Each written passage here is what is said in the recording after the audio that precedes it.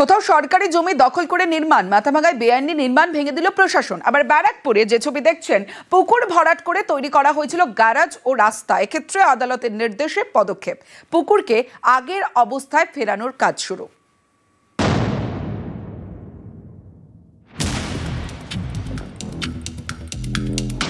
উত্তর বারাকপুরের 23 নম্বর ওয়ার্ড মনিরামপুর সিদ্ধেশ্বরীতলা।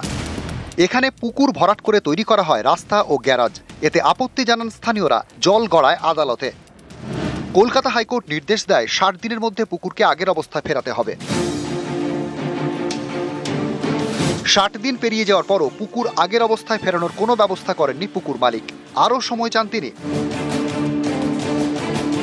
7টা দিন অন্তত সময় দিন, স্টে অর্ডার বের করব, কিন্তু সেই 7টা দিন আমরা সময় পাচ্ছি না। কারণ হচ্ছে আমার প্রত্যেকটা রক্তবিন্দুতে এটা করা। আমি রিসেন্টলি একটা ধার দেনা করেছি।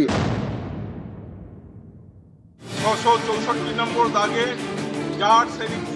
আদালতের নির্দেশ মতো 60 দিনের মধ্যে পুকুরকে আগের অবস্থায় ফেরাননি পুকুর মালিক। তাই এবার ময়দানে কাউন্সিলর ও পুলিশ। তাদের উপস্থিতিতে সোমবার থেকে পুকুর ফেরানোর কাজ শুরু।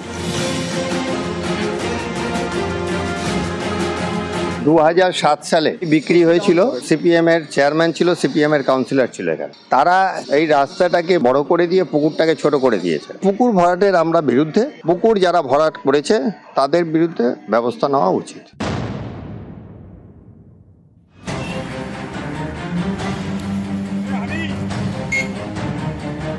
মাথাভাঙা কোচবিহার রাজ্য সড়কের ধারে পরপর বেআইনি নির্মাণ, সরকারি জায়গা দখল করে দোকান। মাথাভাঙায় মানসায় সেতুর পাশে এরকমই 2টি দোকান এদিন ভেঙে দেয় স্থানীয় প্রশাসন।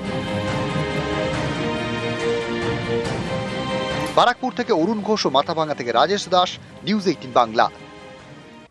এবার একটু আবহাওয়ার আপডেট দেব। কাল থেকে কমবে বৃষ্টি। প্রথমে গ্রাফিক্যালি আপনাদের দেখায় বিকানের, সেখানে গভীর নিম্নচাপ তৈরি হয়। আর এই গভীর নিম্নচাপ তারপরে সরে আসে হামিরপুরে।